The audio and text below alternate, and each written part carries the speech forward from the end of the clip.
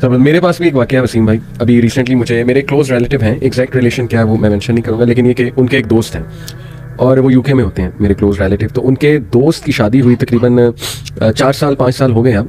तो दूसरे साल ज़ाहिर है उन्हें एक वो होना शुरू हुआ कि यार औलाद नहीं हुई, बच्चे नहीं हुए ज़ाहिर है। तो डॉक्टर्स के पास चले गए यूके में ही। डॉक्टर्स ने बहुत एक बुरी खबर सुनाई जी कि आपकी वाइफ जो है उनमें कुछ इशू है, तो let's try to solve this issue, let's see where it goes. तो मेरे ख्याल इलाज होता रहा 5-6 माह और लिटरली ही सेड कि उसके बाद डॉक्टर्स ने जवाब दे दिया। डॉक्टर्स ने कहा कि ये ना इम्पॉसिबल केस है, यानी वी गिव अप। तो अब जाहिर है क्या उस कपल पे एक वो नाउमीदी तारी हुई होगी, खौफ तारी हुआ होगा। वो सिचुएशन जिस पे गुजर रही होती है ना वसीम भाई, उसी को पता है। एक पहाड़ गिर गया उनके ऊपर कि क्या कह दिया इसने कि जी नहीं होपलेस केस है। ही सेड कि जाहिर है अब जब होप गया तो अब ज़िंदगी तो गुजारनी थी उन्होंने, तो अल्लाह की तरफ से उनके माइंड में आया कि अडॉप्ट कर लेते, अडॉप्शन की तरफ चले आते। तो 1 साल बाद दे अडॉप्टेड 2 किड्स और बोथ वर ऑर्फन्स।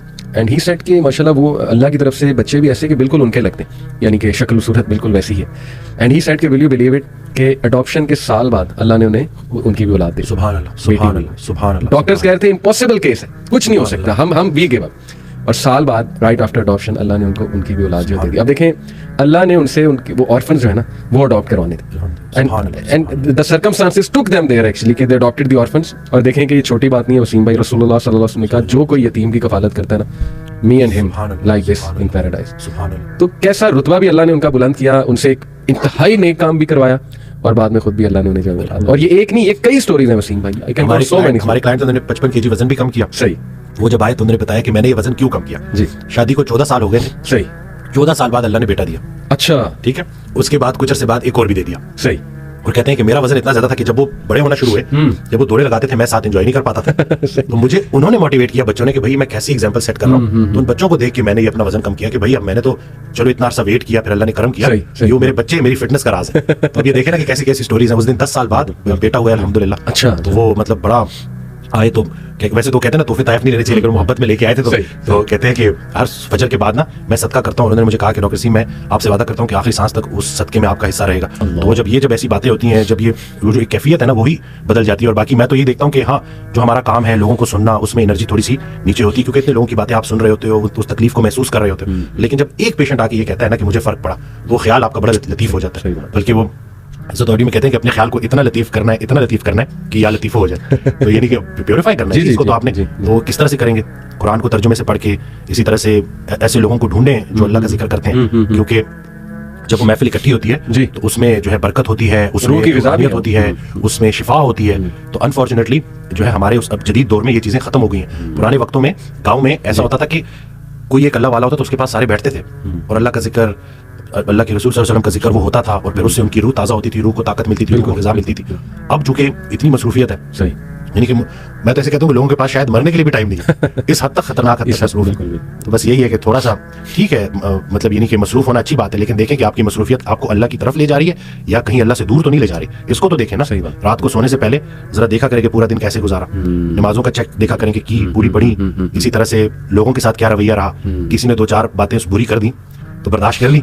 ये भी जरूरी है। ये जो है शऊर के भी ना डिफरेंट स्टेप्स हैं कि पहले एक दूसरे की बात खामोशी से सुनना, फिर दूसरे की बात खामोशी से बुरी बात को बर्दाश्त करना, और फिर तीसरा स्टेप है कि हुस्न सलूक करना। एक मुसलमान का दूसरे मुसलमान से जो हुस्न सलूक है ना, वो सबसे बड़ी तबलीग है। और ये तो मैंने देखा है, अपनी आंखों से देखा है कि जब आप किसी से अच्छी तरह से बर्ताव करते हैं, सलाम में पहल करते हैं, मुस्कुरा के मिलते हैं, तो आहिस्ता आहिस्ता वो रंजिशें खत्म हो जाती हैं। ये जो मैं है ना, मैं में से मैं को निकालना है। वज़द कहते थे ना कि मैं में से मैं को निकाल दिया तो पीछे कौन बचा? वो। तो अब ये हमने इसी मैं को तो खत्म करना है। बाप सामने है तो मैं बाप है, बेटा सामने है तो मैं बेटा है, बीवी सामने है तो मैं बेटा है, मैं बीवी है। और इन्हीं चीजों को हमने देखना है, और जैसे जैसे हम इनके ऊपर काम करेंगे तो इंशाल्लाह आहिस्ता आहिस्ता चीजें सेट हो जाएंगी। कुव्वत बर्दाश्त जो है ना, वो लोगों को सामना किए बगैर नहीं बढ़ेगी। अच्छा वसीम भाई, मैं इस पर भी बात करना चाहूँगा कि सपोज किसी पे कोई बहुत बड़ा प्रॉब्लम आ गया है, कोई शॉकिंग इवेंट हो गया उसकी लाइफ में, कोई एंग्जाइटी से यानी बहुत ज़्यादा एंग्जाइटी में उलझा हुआ है वगैरह वगैरह, what are some of the things हम लिस्ट डाउन करें जो उसे हेल्प करेंगे?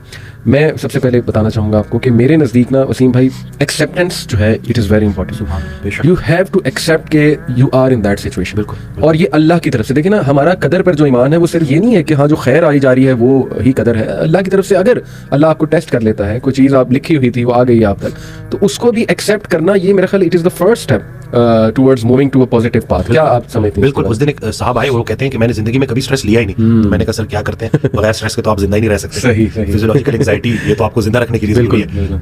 एंजाइटी और स्ट्रेस सिर्फ उस बंदे को नहीं हो सकता जो कब्र में दफन है, बाकी जो जिंदा है ना। तो मैंने कहा इसको एक्सेप्ट करें। ये आपका बड़ा खतरनाक जुमला था, जिसकी वजह से आपका चेहरा कोई और कहानी बता रहा है। आपकी जुबान जो है वो एक्सेप्टेंस में है ही नहीं, वो एक्सेप्ट कर ही नहीं रही। तो सबसे पहला काम कीजिए, बिल्कुल मैं बीमार हूँ, लेकिन बीमारी की शिफा मौजूद है। क्या बात है, आपने एक्सेप्ट करना है। हम जो है ना वो डिनाइल में रहते हैं। सही। नहीं, मुझे किसी हेल्प की जरूरत ही नहीं है। ऐसा बिल्कुल भी नहीं है। बीमारियां आती हैं, जिस तरह सेहत अल्लाह का बहुत बड़ा इनाम है, वैसे ही बीमारी भी अल्लाह का बहुत बड़ा इनाम है। बीमारी से पहले जिंदगी अपनी लगती है, बीमारी में अल्लाह की लगनी शुरू हो जाती है। अल्लाह से आप इतना स्ट्रांग जो है वो आपका वो ताल्लुक बन जाता है। बल्कि रसूलुल्लाह सल्लल्लाहु अलैहि वसल्लम की हदीस है जिसका मफहूम है कि जब तक इंसान बीमारी के काबू में रहता है, उसके हर लम्हे पे नेकी लिखी जा रही होती है। तो ये अगर हम जो है उस बीमारी को भी अल्लाह के रेफरेंस से देखें जी, तो हम उसको बिल्कुल प्रॉपर तरीके से एक्सेप्ट करेंगे। सही बात। और आहिस्ता आहिस्ता इंशाल्लाह बेहतर दिन भी आएंगे। और जिसको वसीम भाई हम अक्सर बड़ी सख्त आजमाइश समझ रहे होते हैं ना, I think that is the refinement process, not even an आजमाइश।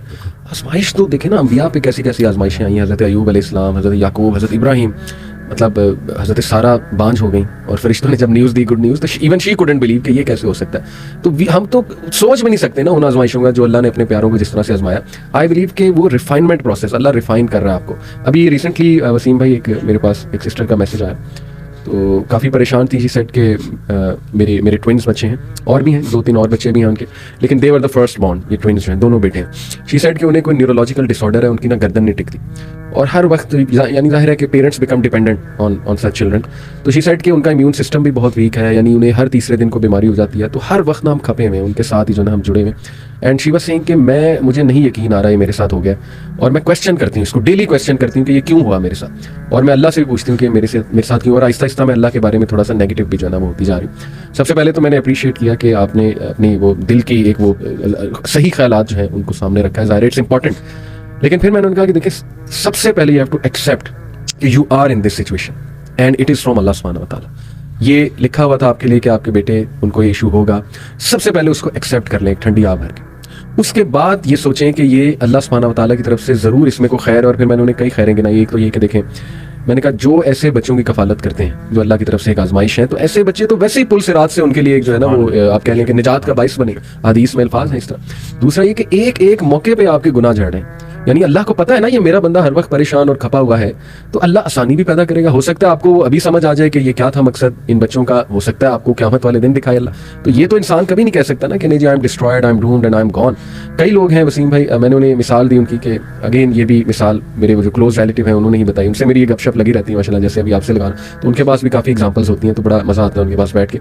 उन्होंने अपने एक और दोस्त की बात बताई कि उनको जो पहला बेटा हुआ वो हैंडीकैप था, और डॉक्टर्स ने जवाब दे दिया कि जी ये या तो इसे वेंटिलेटर से उतार देंगे हम, ठीक है, तो ही इज़ डेड, जब बिल्कुल छोटा था, या ये कि इसका हम थोड़ा बहुत इलाज करते हैं लेकिन he will be handicapped for life. कोई उसको रेयर डिजीज़ थी।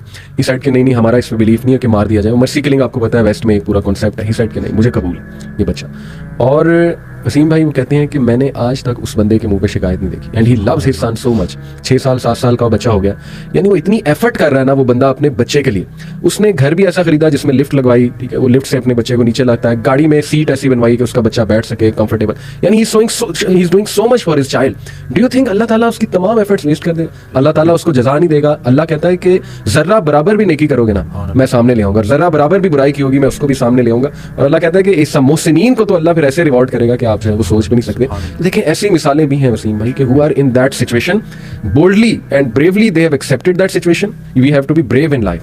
कभी कभी ना एक जुमला ही वसीम भाई काफ़ी होता है किसी के लिए। मेरे एक दोस्त हैं, उनकी बेटी जो है इकलौती बेटी हैं, उनको खुला मतलब अभी रिसेंटली बड़ा उनके साथ हादसा हुआ, बहरहाल वो जो भी मामला था, लेकिन ये कि बड़े दुखी थे।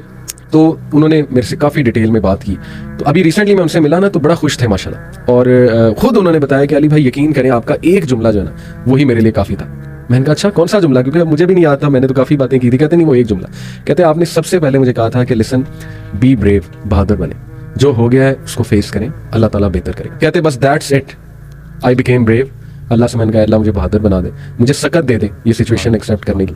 और फिर कहते हैं कि अल्लाह सुब्हानहू ताला ने ऐसा सुकून, ऐसा गिना और ऐसी सकत दी कि मैं भी हैरान हूँ। माशाल्लाह हम मुस्कुरा रहे हैं अल्हम्दुलिल्लाह। उस दिन एक खातून आई थी, उनका जिक्र अगर मैं भूल जाता तो क्योंकि मैंने उनसे अच्छा हुआ मुझे याद आया कि आई तो इस तरह था कि उनके वालिद की डेथ हुई, उनकी वालदा की डेथ हुई, उन्होंने अपने वालिदैन की बड़ी खिदमत की, फिर वो अकेली हो गई, मैरिड नहीं है। तो मुझे कहती हैं कि डॉक्टर वसीम वो पॉइंट, वो टाइम जिस वक्त मेरे गुमराह होने के चांसेस सबसे ज्यादा थे, फिर मुझे कुछ लोग मिल गए। अच्छा। और मेरी जो रात है वो अल्लाह और अल्लाह के हबीब सल्लल्लाहु अलैहि वसल्लम के जिक्र से सल्लल्लाहु अलैहि जो है ना वो रोशन हो गई। क्या बात। तो आपने जब भी जाना है ना तो आपने एक मोहम्मद अली भाई के सामने ये बात करनी है, सुभान अल्लाह, और दूसरा तोहा इब्न जलील कहते हैं कि उनकी जब नई वीडियो माशाल्लाह आती है माशाल्लाह, तो मेरे लिए वो ईद का समा होता है। क्या बात, क्या तो बात। मैंने जो है आपकी बात करवे कर अल्लाह अकबर, अल्लाह अकबर। ये बस अल्लाह ताला ने ही हमें कुछ अच्छी चीज़ें वसीम भाई हमारे मुंह से कहलवा देते हैं। अल्लाह हमारा कोई कमाल नहीं है, और इन सिस्टर में बड़ी खैर होगी, दैट्स व्हाई अल्लाह सिलेक्टेड है माशाल्लाह। अल्लाह जिसको पसंद कर लेता है ना फिर उसी को अल्लाह दीन की समझ भी देता है, अपने रास्ते पे भी लाता है। तो जज़ाकल्लाह, आपने उनका मैसेज दिया। वसीम भाई एक और चीज़ बड़ा हेल्प करती है, when you are very down, you think all the ways are close, all the doors are closed,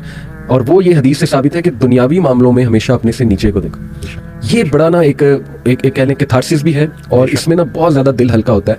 it is not possible कि you are the worst, always there will be people way below you, मतलब more worse than you, या in a worser situation than yours. और मैंने भी अपनी ज़िंदगी में apply करके देखी है टेक्निक वसीम भाई, कि जब बड़ा दुख आया होता है किसी बात पे, एकदम आप सोचते हैं कि यार मेरे से नीचे जो लोग हैं उनका ये मसला है दुनियावी तौर पे, और यानी सेहत के तौर पे या किसी भी सेंस में, तो वो भी तो ज़िंदगी गुजार हैं, दे आर गोइंग ऑन, और बहुत से उनमें से शुक्रगुजार हैं। कई मिसालें अल्लाह सुब्हानहू तआला ने हमारे सामने रखी हैं। लिटरली मैं ऐसे लोगों को जानता हूँ वसीम भाई, who have nothing in their lives to thank for in the worldly sense, यानी जो हमारा क्राइटेरिया थैंकिंग अल्लाह का, उस सेंस में कह रहा हूँ, but yet they are the most grateful people माशाल्लाह। और उन्हीं को देख के जिंदगी बड़ी है ना वो खूबसूरत